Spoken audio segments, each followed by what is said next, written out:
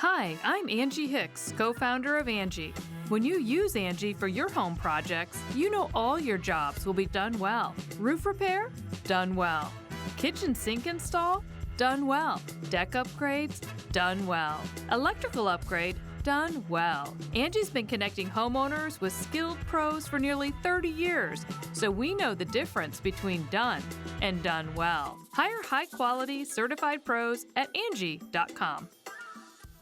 They say opposites attract. That's why the Sleep Number Smart Bed is the best bed for couples. You can each choose what's right for you whenever you like. You like a bed that feels firm but they want soft? Sleep Number does that. You want to sleep cooler while they like to feel warm? Sleep Number does that too. You have to feel it to believe it. Find the bed that's for both of you, only at a Sleep Number store. Sleep better together. J.D. Power ranks Sleep Number #1 in customer satisfaction with mattresses purchased in store. And now, Sleep Number Smart Beds starting at $999. Prices higher in Alaska and Hawaii. For J.D. Power 2023 award information, visit jdpower.com/awards. Only at a Sleep Number store or sleepnumber.com. He puts his arms around me on my sides and say, "Hold on, Michael, wait a minute." That's when Arthur comes and walk up behind him, and he starts grabbing on me too. So I'm backing up. I'm in the street now. Hey, you guys, get your hands off of me. You don't know me. This is the plaintiff, Arthur William Brown Jr. He says he was attending a funeral, and he and the defendant had some words, and the guy threw a hissy fit and tossed an orange cone at his car as he drove off. His Cadillac's now dented. The guy can't be allowed to just lose his temper and throw things at people's cars, and he's here suing him for the $1,264.68 he's now owed.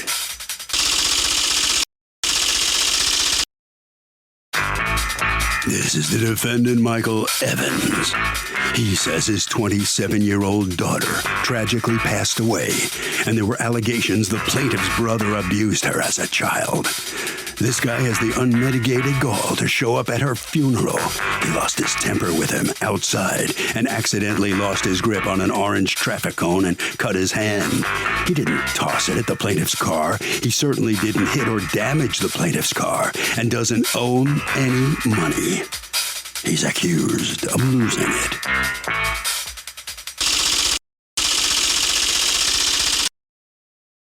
All parties, please raise your right hands. What you are about to witness is real. The participants are not actors. They are actual litigants with a case pending in civil court. Both parties have agreed to drop their claims and have their cases settled here before Judge Marilyn Millian in our forum, the People's Court. People's Court is now in session. The Honorable Judge Marilyn Millian is now presiding. Is that a new one? Yes, it is. I like that color. It's copper. Yeah. Litigants have been sworn, Your Honor. It is good. It comes now in all the metals. I like that. Thank you, Douglas. All right, Mr. Brown, you are suing Mr. Evans for $1,264.68 in damages to your vehicle that you say you sustained thanks to him. Tell me what happened. Yes, on Friday, December the 10th, 2021, I attended a funeral service of Jasmine Martin. She was like a niece to me. Like around 12:30 p.m., my brother Anthony Miller walked to the back of the church where I was sitting, and he leaned over, he came over to me, and this is his words. He said, "Jasmine's father does not want me here." So, okay, is he the stepfather to Jasmine? Yes, ma'am. Yes, Your Honor. Yes, okay, Your Honor. and Jasmine was how old when she passed? I believe she was somewhere around... Mr. Evans? 28. 28? Okay. What was the cause of her passing, Mr. Evans? Lupus. I'm so sorry to hear that. All right, so go on, Mr. Brown. Yes, so right then after that, Mr. Evans walked over to my brother and told him to step outside. So I got up and walked out the church with Anthony. And when I went out, a few words were said. So what was said? I told my brother, actually, he had confronted my brother for something. He had confronted him. And what did he confront him about? He mentioned something about about his daughter. He said, but I really wasn't really much paying attention. I just told my brother, let me take you to my home, to my house so I can defuse the situation. My brother and I walked across the street, got in my vehicle, and I drove across Avalon and Lancet. As I was going down, I heard some people shouting, don't do that, don't do that. So I looked at my rear view mirror and I saw Jasmine's father throw something at the back of my truck. And then when he hit the back of my vehicle, I kind of stopped a little bit, but he hit the back of my vehicle. And then he picked up something orange. It looked like a cone, like an orange cone. And he just threw it at the back of my truck. So when he did that, I just kept going because I didn't want no confrontation out this gentleman. So I kept going home. And when we got to my house, my brother got out my vehicle, and he walked around and he saw the dent on the passenger side. He was above the gas tank. And then he looked in the back and saw another dent and above the Cadillac symbol. And are those the only 2 dents on the car? Yes, ma'am. Okay. What brand of car is this that you drive? What model? It's a SRX 2013 Cadillac. All right. So where am I supposed to be looking in this picture? See this one right there? Not this one. In the back. All right. That one. Ooh. Yes. Okay. Did you call the police? On the 14th of December, I went to the police station on 108th in Maine, and I to try to get a report. Yeah. But the officer told me I had to go online. Okay. Do the report. So that's fine. Mr. Evans, let me hear from you. What is it that happened here? Okay, we're having a service at my daughter's funeral. I see the plaintiff's brother walk in. I got up. I walked over to him, asking, I need to speak to you outside. We go outside. I asked him, hey, there's allegations of you touching on my daughter. What's going on? That he what? There's allegations of him following with my daughter. Sexually assaulting? Yes. So he goes, oh, wait, hold on, Michael, this and that. He puts his arms around me on my sides and say, hold on, Michael, wait a minute. That's when Arthur comes and walk up behind him, and he starts grabbing on me too.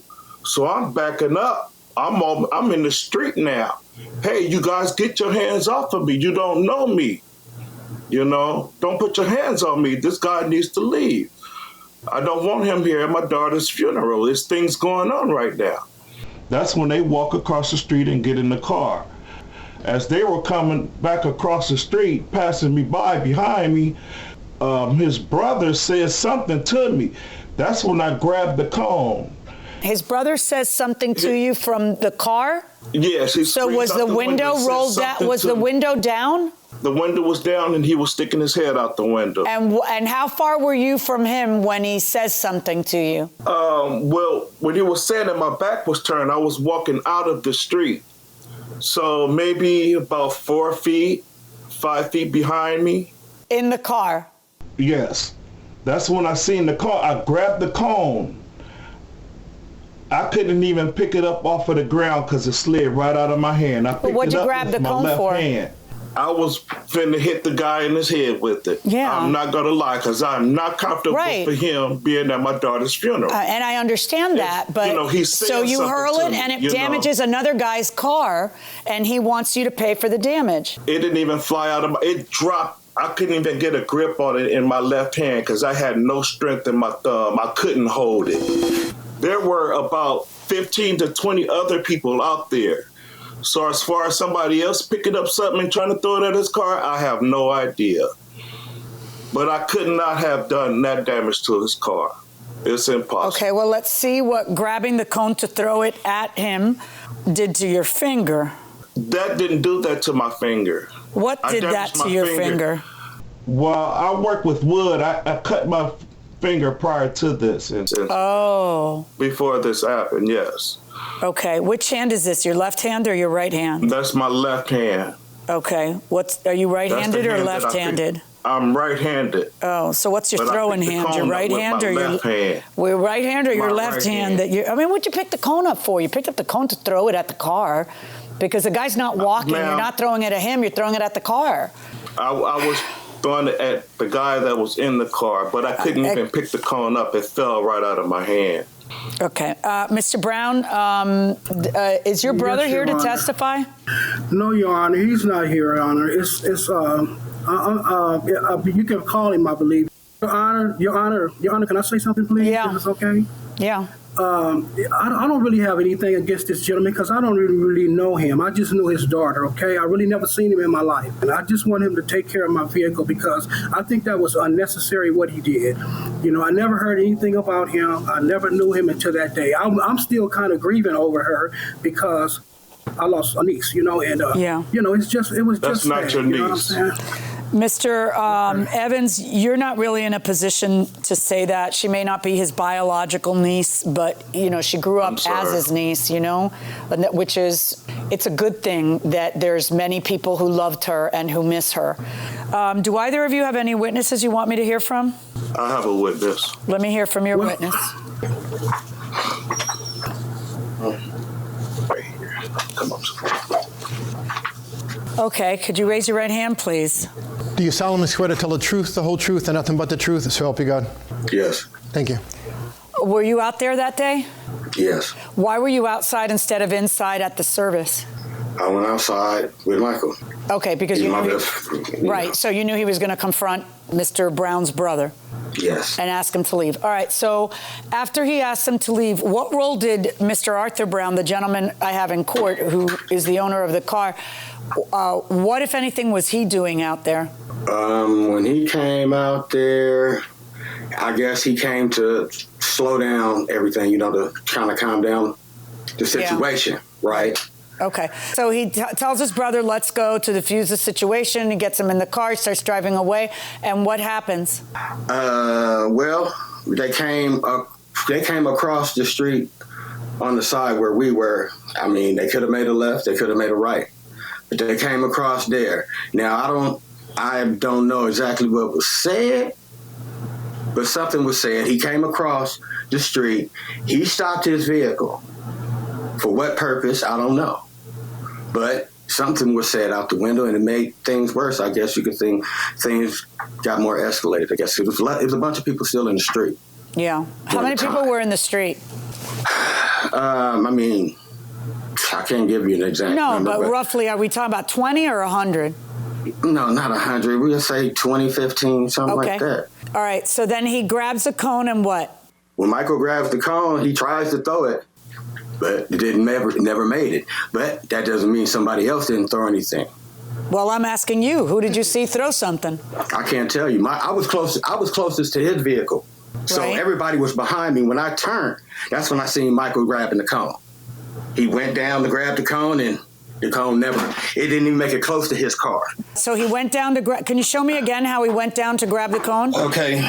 Michael was facing this way in the street. Okay. So he went to grab the cone. He tried to throw the cone, but it didn't make it.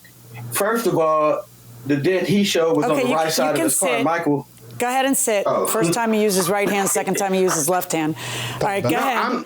He thought about it. Okay. Do you know which hand he used? But Michael, yeah, I would say it was his left hand because of the way he was facing. Okay. He was facing forward towards the street. All right, and you're saying that it didn't hit the car, but there's dents on the car. I understand that there's dents on the car, but it did that cone that he tried to throw did not hit the car.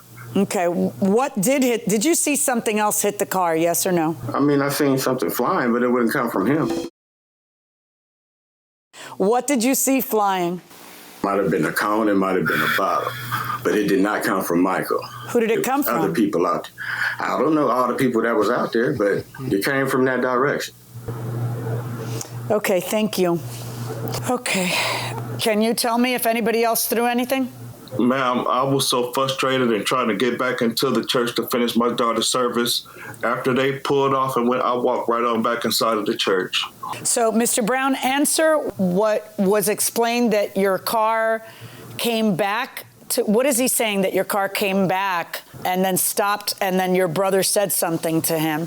Your Honor, when I went across the street, right, I wasn't going no more than like 5 miles or maybe a little lesser than that because I didn't think anything was about to happen. Now, my brother was sitting in the front seat of the car with me, so I really didn't know what was going on with the gentleman because I'm thinking he might have saw my brother in the front seat, that's probably one of the reasons why he might have done what he did. But like I said, I don't. Did your brother say something to him? I'm just curious.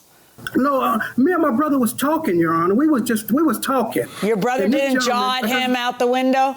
No, Your Honor. He didn't do any of it. No, Your Honor. He did not. We didn't do anything to this gentleman. I'm sorry. Well, I mean, he begs to differ on whether anything was done to him. He has some very specific reasons for not wanting, which I don't know if they're true or not. I have no idea if they're just baseless allegations, if they're rumors, if they're true. But I tend to agree with the premise of your statement, which is that's not a legal justification. But, you know, if you're asking me, we didn't do anything to cause that, I don't know whether your brother did or didn't. It's just that's not a legal response to being jawed at or to having words with somebody. So, you know, Mr. Evans, this isn't a criminal case where the proof is beyond and to the exclusion of every reasonable doubt. This is a civil case where it's by a preponderance of the evidence. I got to tell you, the one guy I got in front of me who grabbed the cone to throw it at the car, and the guy who's the angriest, and the guy who just threw the guy in the car out, and the guy who says that then the guy jawed at him, you know, that's you. So your friend's a good friend and stuff, but I'm kind of not buying it. There's no point in picking it up unless you're going to hurl it at them. $1,264.68, verdict for the plaintiff. Good luck, gentlemen. Thank you, Your Honor. So the judge is convinced the plaintiff does deserve to prevail. Mr. Evans, she thinks you must have done something to hit that car. So she found against you. What are you thinking? I think it's a bunch of crap. You know, I'm not surprised you feel that way, but bottom line is, what can I tell you? The judge is just convinced you're guilty of it. I have no use in my thumb. I can't even bend it. How was I able to grab it and get a grip of the cone to throw it? Impossible.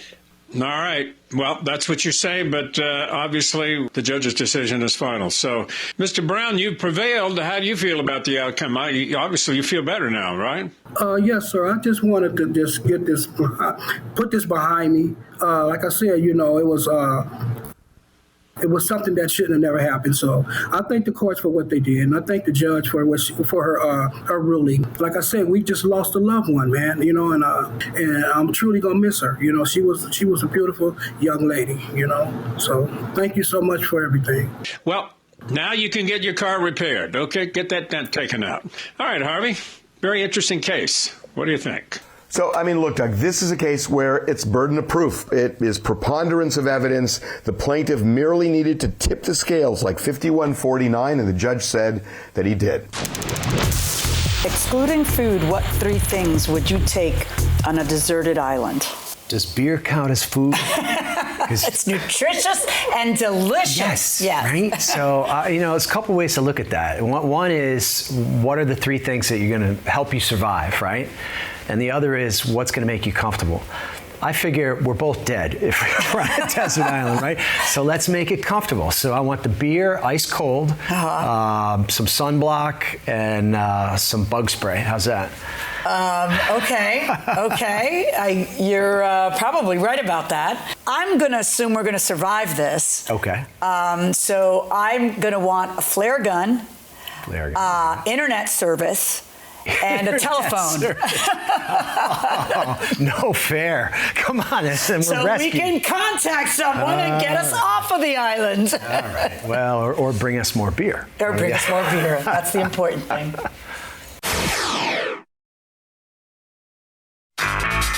This is the plaintiff, J.T. Stones. He says he brought his car into the defendant's shop for repairs, and when he went to pick it up, it was gone. That's right, his car was stolen off the defendant's property by some lady. He had over $5,000 worth of expensive equipment in the trunk, and the defendant refuses to reimburse him. So he's suing.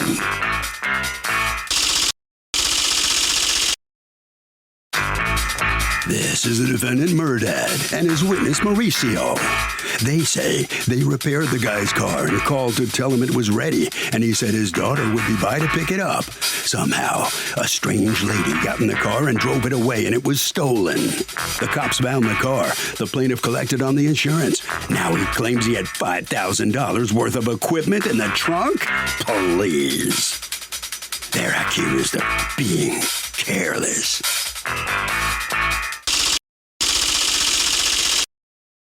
All parties, please raise your right hands.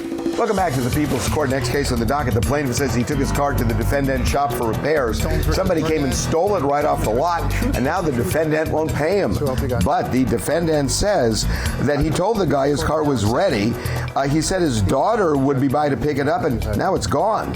It's the case of, you think you got car problems? Been sworn, Your Honor. Thank you, Douglas. You're welcome. Okay, Mr. Stones, you're suing Mr. Murdad's auto body shop for $5,000 that you say you are out as a result of their negligence. Tell me what happened. Well, February 14th, my car started to overheat and it started smoking, so I immediately pulled over and called AAA to have it towed. AAA dropped the car off there. I was up there talking to him, and I told him the same problems I was having. It was water leaking, it was smoking. He said I would check it out, and I would get back to you and let you know. The next day, he called me, and he said the car is ready, and can you pick it up now? At that time, I work at the bank. I'm an armed guard there. I told him I can't come right now. You know, can I come a little bit later when I get off? He said, that's fine. So later on, before I got off, my daughter came up there. I said, okay, is she here to pick me up? We physically go get the car. I called him and told him we on our way. He said, cool. A minute later, like 1 minute later, we about to pull off before we can pull out the bank. He called me back and said, someone took your car. At that time, I'm enraged. I said, what do you mean? I'm not even up there yet. We on the way up there now. I got angry. I said, what kind of car was this? Up there. This was a 2008 ES350 Lexus. Okay. And so what happens? We immediately go up there to the shop. I get there. I walk up to him. What happened to my car? There's no police or nothing. He said, I called the police and nobody's here. So I sent a guy up there. This is what he's telling me. I sent the guy up to the police station personally. I immediately got on the phone. I called the police. We waited there. You know, so she get her he tell her one story, he tell me one story, and I'm like, what's going on? First he says to me, which I can only tell you. Who is it you're talking to, Mr. Murdad or someone who works for him? I'm talking to Maurice. Who's Maurice, gentlemen? Which of you is Maurice? It's me. Okay. My honor. Okay, so go on. You're talking to Maurice and what? I asked him what's going on. His first story he told me was 2 African Americans, what he said, came in, took the car. That's what he telling me.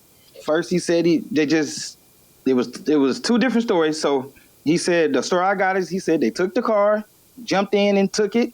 One said he gave them the keys, they snatched the keys. These are stories I'm getting. Wait, I'm sorry. I'm sorry. Stop. Who is telling you they snatched the Maurice.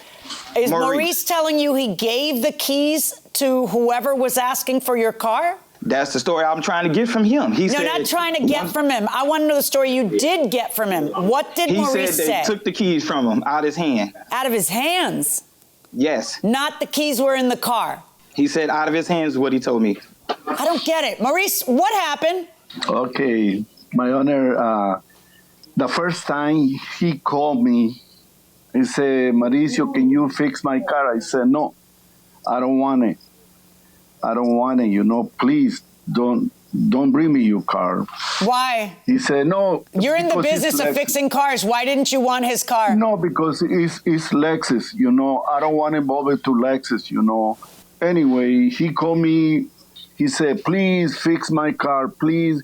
I don't want it. I don't want it. Okay, let's get past you don't want it, because apparently you want it. Because you take it, you repair it. How did the car get stolen? Okay, now when I finished the car, I called him. I said, you know what, your car is ready. Okay. And he said, well, you know what, my daughter gonna pick it up my car. Okay. You know, coincidence. One black lady, you know, Afro-American lady. I didn't know that his daughter, you know. How could his daughter pick up the car if his daughter drove there? No, the towing he sent me the car. Right, but the daughter's going there to pick up a car, and what's she going to do with the car she drove there in? Well, you know, the lady, she said, my car is ready, and the key is inside because I'm waiting for him to pick it up. Oh, just a second.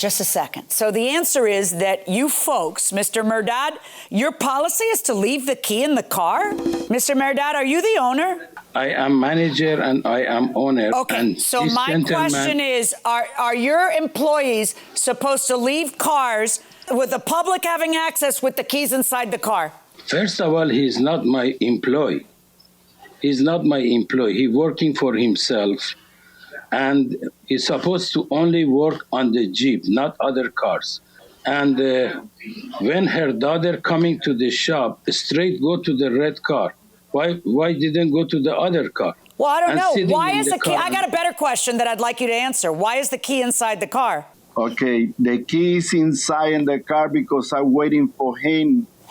Mauricio, isn't it a better idea for you to keep the key in your pants pocket, and then when he comes and he pays you, then you give him the key so no one can steal the car? That would be a better idea, right? Yes, but I put a key inside because in 20 minutes, in 10 minutes or 15 minutes, now, how long does it take to steal a car? How long did it take for that person to steal the car?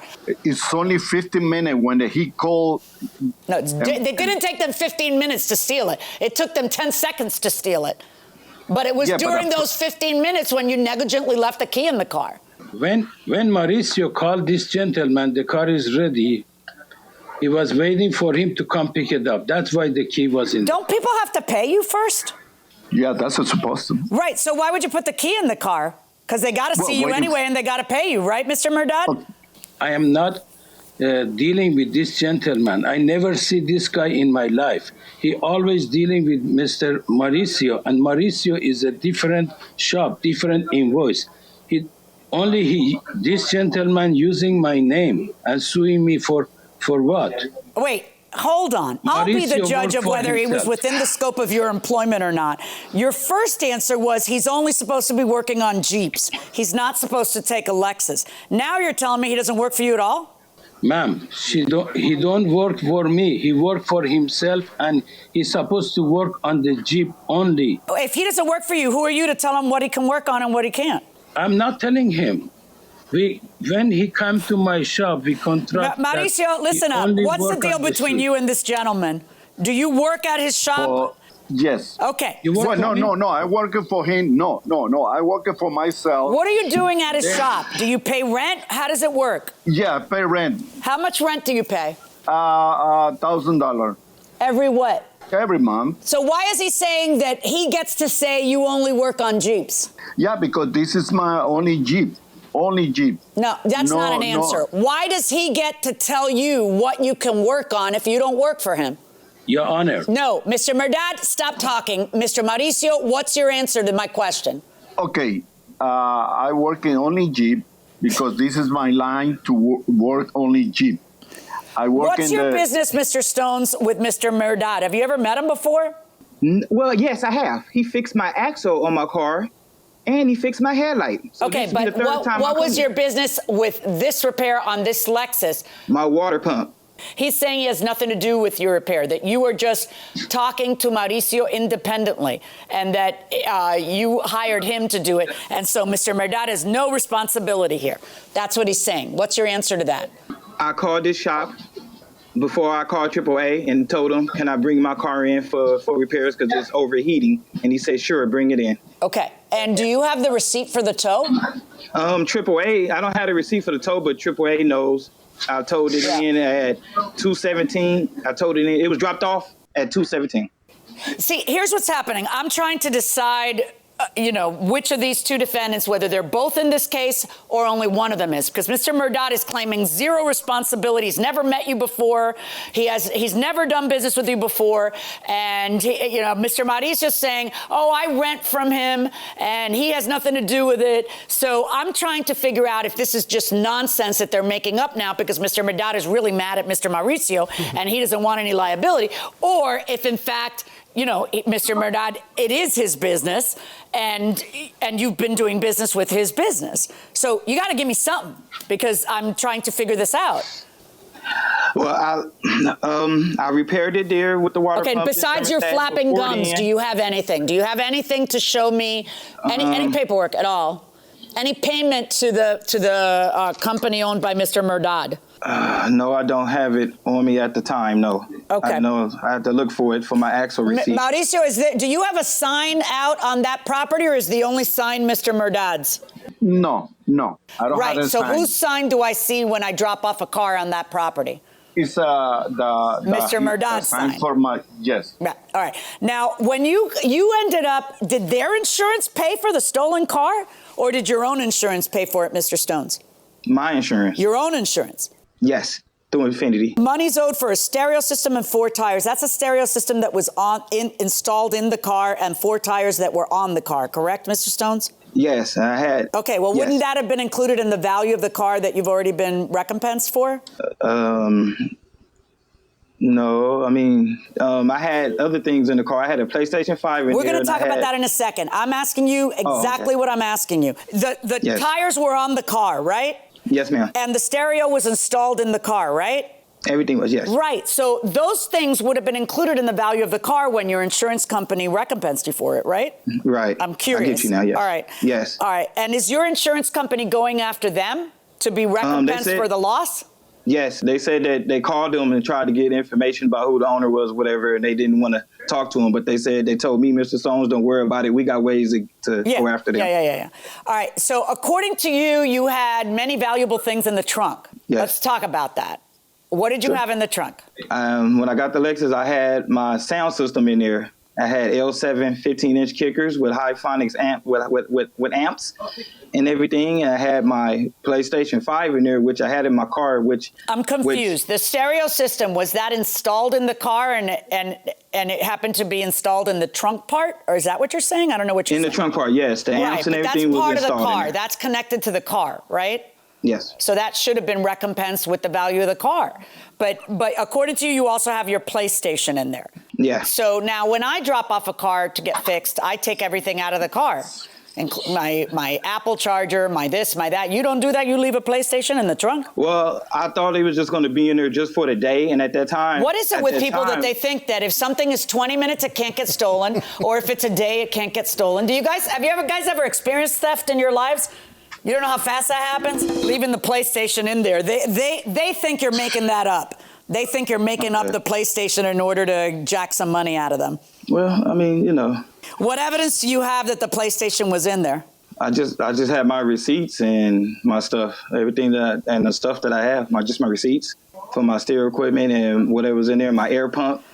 Tell me about the air pump. It's a Milwaukee air pump I had in there in case my tire get on the flat. I can always go on my pump and pull it out and put air in there. I always keep it in there for in case any things happen, like low tire, flat tires. I like to keep those accessories in there. Why would the PlayStation be in the trunk to begin with? Because when I before it got sold on the 14th, when I was driving, I was taking it over there to go play video games with my homies. So I threw it in my trunk, but I didn't know my car was going to start overheating and stuff at that time. So that's why I had it in there. Do you have any evidence from the homies? That I was going over there? No, I had no evidence that I was taking it to his house. I was just threw it in there and said, we're going to play football or sports. I was just taking it because it's hard to get those PlayStation 5s out here, and I was the only one that had one. That's a lovely thing to do on Valentine's Day. Well, speaking on that, I did have my Valentine's gift in there, but that's gone. So I was in the doghouse for that one. Yeah. I had that in What else did you have in there? You had a diamond ring back there? Nah, that's all that was in there, really. Just my Valentine's gift. And what was your Valentine's gift? It was a little crystal ball with a rose in it. It was like $35. Okay. Did you ever mention that to anybody? No, I didn't really mention that, but that was gone. I definitely was in the doghouse for that one. Because I couldn't give it. Well, you should be in the doghouse on Valentine's Day, heading over to your homies to play PlayStation as opposed to taking her out. But I was waiting till her get off work. So, My Honor, can I say something? Yes. When they find the car, when he found his car, one officer, the police department, he called me, and he find his car. There's nothing wrong in there. They don't steal nothing. Nothing broken. Wait, hold on. He received $12,000 from his insurance company. So the car got found, and what was the condition of it, Mr. Stones? Total loss. Total loss how, though, and why? The motor they took off the whole Cadillac converter. Yeah, they stripped it. Where did do you have any proof of anything you're saying, Mauricio, that there was nothing wrong with the car and all that? Do you have a police report that says that? Or Mr. Murdad, do you? Because you're awful involved for a guy who has nothing to do with it. This is what the detectives tell us. The car is The car, nothing wrong with it. The car, okay, that can't be true. Catalytic converter broken. The officer take the case, and he called me. All right, gentlemen, I've heard enough. Here's what's going to happen. You don't get pain and suffering because somebody's negligent. I mean, they got to have done something deliberately to you to get pain and suffering. This is not a pain and suffering case. As far as your stereo system and the tires, that's stuff that's connected to the car and ostensibly was recompensed already when you got the money that you ended up getting for the car. The air pump and the PlayStation is the only thing that's up for grabs here. And, you know, even though I wish you had a little more evidence about what you're saying, I'm more concerned about the veracity on that side than I am about the veracity on your side. So I am going to order both defendants, not just one. Actually, yeah, you're not even suing Mauricio. Mauricio's just here to testify for Mr. Murdad, right? Mm-hmm. Right. Yes. I'm going to order the defendant in this case to pay $1,020 to you for your losses. That's my verdict. That's the air pump and the PlayStations. Thank you. So the plaintiff is going to get $1,020, not the $5,000 he had been seeking here. What do you think? For me, it's not fair because there was 10 car over there, and that lady come straight, go to the red car and take the car. That was her daughter, because the police told me he have two daughters. One of them is very good girl. The other one is a felony. She have a lot of felony. All right. Well, look, you can be upset, and I'm not surprised you are upset. The bottom line is, you're the one who's going to have to pay her the $1,020, not Mauricio. He's off the hook, even though he's the one who was working on the car. Mr. Stone, let me ask you, yes. You're not getting $5,000. You upset or not? I'm not upset. You know what I'm saying? On Mid City, I'm not upset. I mean, it's a blessing. You know, at least I get something back. So that's all that matters to me. You know what I'm saying? It's all good. I mean, you had no proof. You're really lucky you're getting anything. It's pretty remarkable that you are. Good luck to you. You got $12,000 back for the car and now another $1,020. So you should be pretty well okay. Oh, yeah. I would think. Right? I'm cool. Okay. Thank you. Yep. All right. Good enough. Okay. Be careful where you leave your car next time to be repaired. That's the lesson here. All right. Let's see what Harvey has to say about this case. Doug, I think this case actually has application that goes way beyond this case. If you are driving around, don't leave expensive stuff in your car. It is such a bad idea, especially if you leave it in the trunk, where you say you go to a car wash, and then all of a sudden you think, okay, the stuff is gone, and you sue the car wash. How are you going to prove it? I mean, you got to think about that. How are you going to prove something was there if there's just no way of doing it? Think about that. Don't put expensive stuff in a car. I rent a duplex from my former employer. After working for them for 7 years, they raised the rent 1 week after I quit. Is the landlord able to do this, or is it considered retaliation for quitting? Okay. There's no such thing as retaliation for quitting, whether or not the tenant thinks it is. Yeah, well, I know, but whether or not the landlord has a right to do it is completely independent of why they're doing it. If it's a month-to-month tenancy and they give you the required notice, they could do it because they don't like the color of your hair. It doesn't matter why they're doing it. You only have the right to live there every 30 days or whatever the month-to-month tenancy period is. You pay your rent every week. You only have the right to assume you have one more week, and they have to tell you before that week that you're gone the next week. Most of these month-to-month tenancies are by the month. So if they notify you within X number of days, and Florida happens to be 15 days before the end of the 30 days. In other states, it might be a full 30 days. So long as they adequately give you timely notice under the laws of that state, they don't have to have a reason for saying it. That's right. They can do whatever they want. So this person's probably out of luck on this. Right. I'm going to say, now, if they have a lease and the person's trying to, hey, you owe me more, I decided because now I don't like you. That's, of course, you have to abide by the lease. They don't have a right to do that. That's a little different. Exactly. Yeah. But, people have different perspectives in different situations. I mean, if you get fired from your job, the employee might say, well, they fired me because I'm 64 years old, and that's ageism. And the employer might say, no, you're not 64 years old. You're an absent and late guy. That's what you are, and that's why I fired you. So, who knows? And that's why we have judges and courts that try to sort this stuff out at the end of the day.